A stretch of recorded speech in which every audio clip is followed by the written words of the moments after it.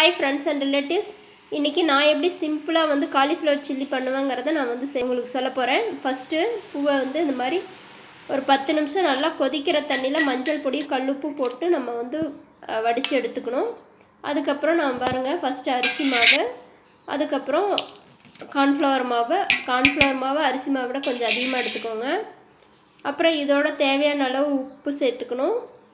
அப்புறம் நான் சில்லிக்குன்னு வந்து ஒரு மசாலா ரெடி பண்ணி வச்சுருக்கேன். அந்த மசாலா போட்டுக்கிறேன். நான் வெளியில் வாங்கலை. இதிலே வந்து எல்லா இன்க்ரீடியன்ட்ஸும் இருக்குது. காரத்துக்கு தகுந்த மாதிரி ரெட் சில்லி பவுடர் போட்டுக்கிறோம். அதுக்கப்புறம் இஞ்சி பூண்டு பேஸ்ட்டு, அரை மூடி எலுமிச்சைப்பழம் பிழிஞ்சு விட்டுக்கிறோம். இதெல்லாம் சேர்த்து நம்ம வந்து கெட்டியாக பிசைஞ்சுக்கணும். ஏன்னா வந்து நம்ம கெட்டியாக பிசைஞ்சு தான் வந்து போட்டுக்கணும். ஏன்னா நமக்கு பூவில் போட்டு பிசையும் போது கொஞ்சம் வந்து நமக்கு தண்ணி விடுற மாதிரி இருக்கும். அதனால் இந்த கண்டிஷனில் போட்டுக்கோங்க. இப்போ வந்து ஒரு முட்டை வந்து உடச்சி ஊற்றிக்கலாம். அதில்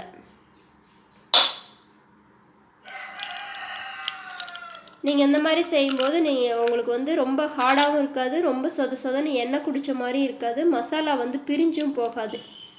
இந்த மாதிரி நீங்கள் வந்து அரிசி மாவு கார்ன்ஃப்ளவர் மாவுலாம் வந்து போட்டு ட்ரை பண்ணி பாருங்கள்.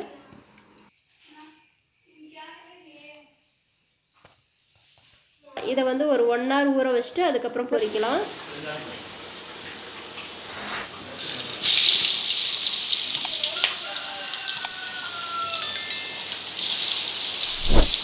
இவ்வளோதாங்க, ஈஸியாக செய்திடலாம். நல்லா டேஸ்ட்டாகவும் இருக்கும். நம்ம வீட்டிலே மசாலா ரெடி பண்ணி செய்கிறது தான் எப்போவுமே பெஸ்ட்டு.